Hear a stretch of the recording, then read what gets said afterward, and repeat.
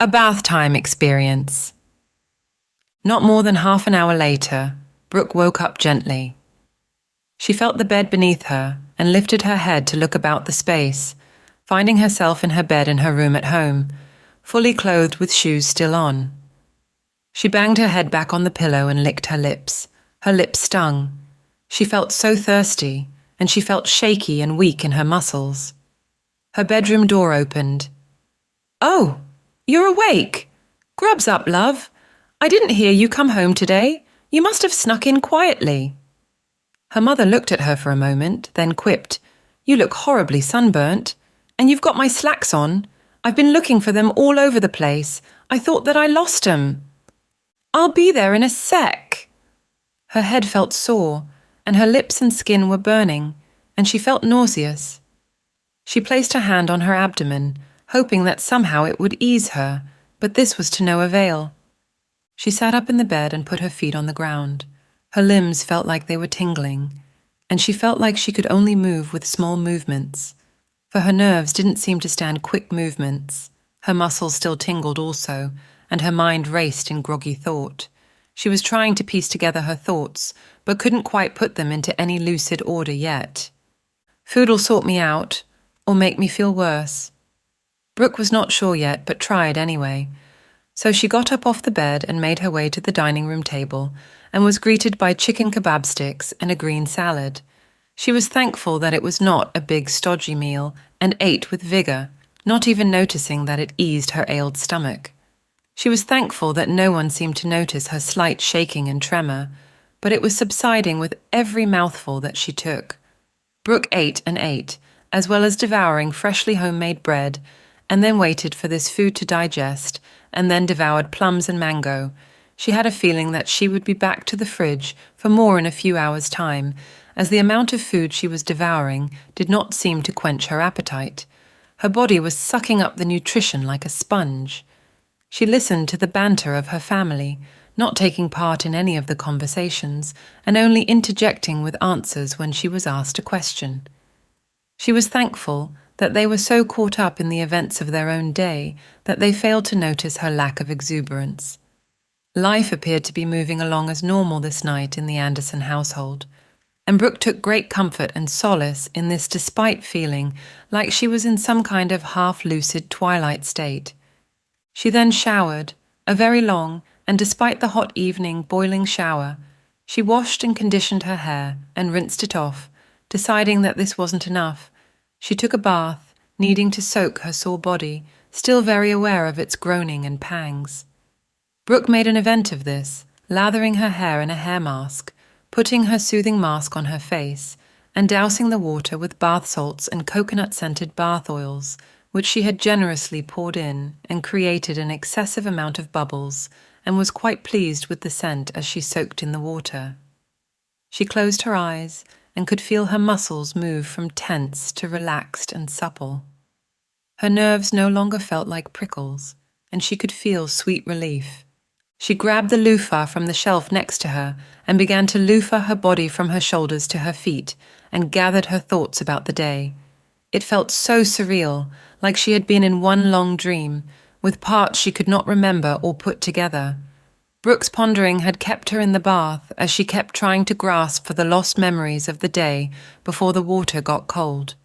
She mumbled to herself about this, and not a moment later, the water in the tub had grown warm, and to her own surprise, she found that she was not shocked or surprised by this, only surprised by her own surprise.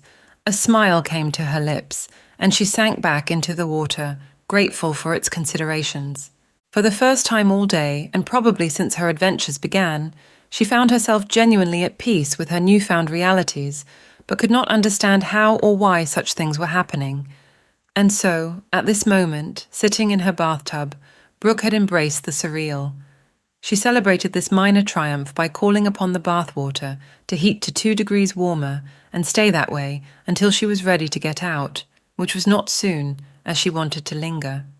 She had become accustomed to the pleasure of spending longer periods of time in the water, and her exhilaration were becoming evident, and her wondering led to the obvious query being, what else could she command the water to do by thought and speech? And so she played. If she could make commands of her bathwater and learn to practice here, what can I do with an ocean full of water? Exhilaration and anticipation encompassed Brooke, and she began by commanding the water to rise itself out of the bath like a tornado and gently place itself back into its rightful position back inside of the tub without making a splash or even a sound. She played and made commands and demands, almost like she was testing the water's temperance, testing its loyalty and willingness to obey her every whim. And so, with a silky smooth and tempered whisper, she offered up directives to the water, such things from dancing before her like a ballerina to creating an upside-down waterfall and flooding the ceiling with no damage or harm to the house's structure. The clear ripples of the water carpeted the ceiling like the clear shallows of a pristine beach, with its own reflections of light mirroring themselves onto the surfaces beneath. The remaining water swirled in the bath gently, caressing her, eager to let her know of its willingness, and offered itself up as a dutiful participant to her requests.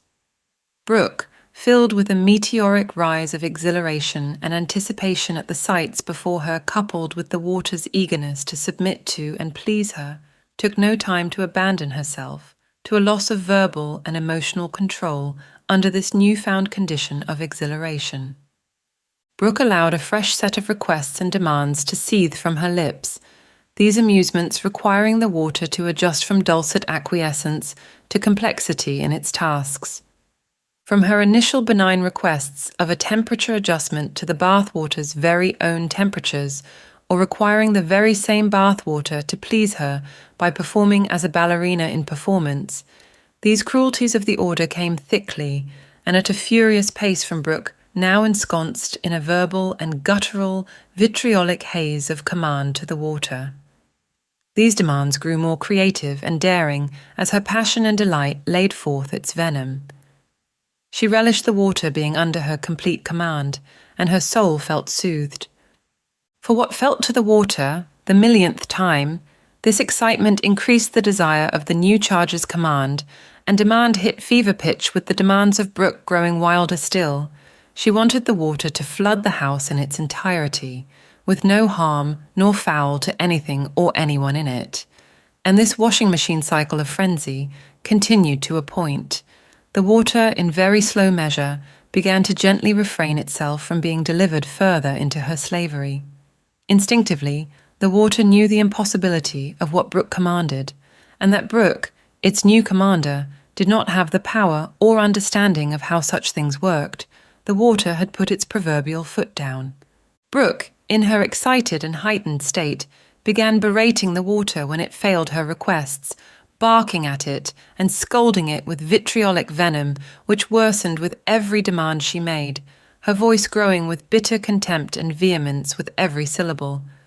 The water which surrounded Brooke in the bathtub did not have the docile feel that it had at the beginning of the bath. The water felt thicker, like she could not move as buoyantly within it, and the water heated and simmer about her, as if the water could feel her unreasonable lack of rationality and was rebelling against her rulership. Brooke felt a rebellious liquid surrounding her, growing aggressive as its molecular structure transformed. The water began to simmer gently around her. The water whisperer squeezed her eyes shut and screwed her face up. She inhaled and then exhaled slowly, and in those precious few quiet moments, and with the barely audible sound of the simmering water, Brooke began remembering the events of the day with that awful God-forsaken cloud, and she realized that she was taking out her subconscious distress on the water, and she cried, not just for her treatment of the water, but for herself.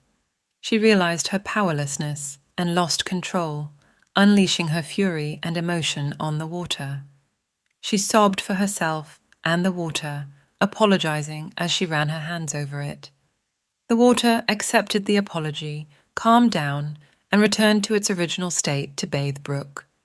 An hour later, when she had returned to tranquil docility, and after rinsing herself dry and lathering on her apple blossom lotions, she made her way to her room, pulled her blind closed, turned down her air conditioner onto a cool 19 degrees Celsius, got dressed, turned out her light, cocooned herself under cover, and slept peacefully in the silence of night after having expunged such depth of emotion minutes earlier in the bath, peacefully dreamt of nothing at all. At